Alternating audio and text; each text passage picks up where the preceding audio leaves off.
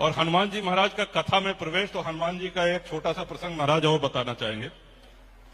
भगवान राम ने लीला पूर्ण कर ली, अब उनका जल समाधि का समय आ गया। उन्होंने निर्णय ले लिया कि अब अधर्म का नाश भी हो गया, धर्म की स्थापना भी हो गई।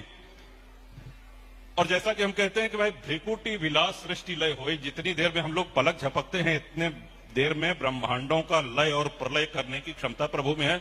वह कौनो रावण के मारे नहीं अवतार ले रहे हैं या कुंभकर्ण के मारे नहीं अवतार ले रहे हैं। अब जैसे आनंद करा रहे हैं, बहुत सुंदर कथा।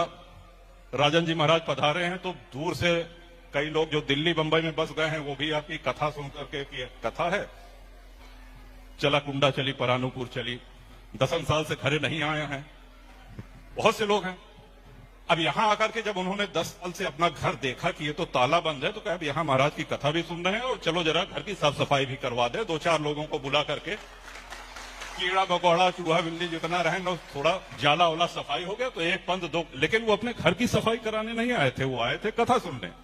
ठीक उसी तरह प्रभु राम ने अवतार लिया है भक्तों का कल्याण करने के लिए, धर्म की स्थापना के लिए, और आने वाले युगों तक उनके उस चरित्र को स्मरण करके हम लोग भवसागर से पार हो जाएं, जीवन और मृत्यु के इस चक्र को तोड़ सकें, इससे छूट सके। ये प्रभु राम के अवतार लेने का हेतु है। और राम जन्म के हेतु अनेका, परम विचित्र एक ते एका। और उनके जन्म का ये कारण है, बस यही कारण है, इदम इत्थम कही जाए न सोई। तो जब प्रभु ने लीला शुरू किया, सरजू मां, अयोध्या, गुप्तार घाट, सबसे पहले शत्रुघ्न जी आगे चले, जल समाधि ले ली। लक्ष्मण जी महाराज चले, उन्होंने जल समाधि ले ली। भरत जी चले, उन्होंने भी जल समाधि ले ली। अब प्रभु राम की बारी है। वह जैसे भगवान आगे बढ़े हैं जल समाधि लेने के लिए, तो अब तक किसी तरह अपने आप को नियंत्रित करे हुए, अब तक किसी तरह अपने आप को रोके हुए हनुमान जी धैर्य खो बैठते हैं और भगवान के चरणों से लिपट करके रोने लगते हैं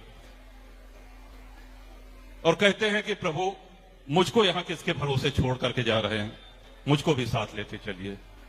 भगवान श्री राम ने बड़े स्नेह से उनके सिर पे हाथ फेरा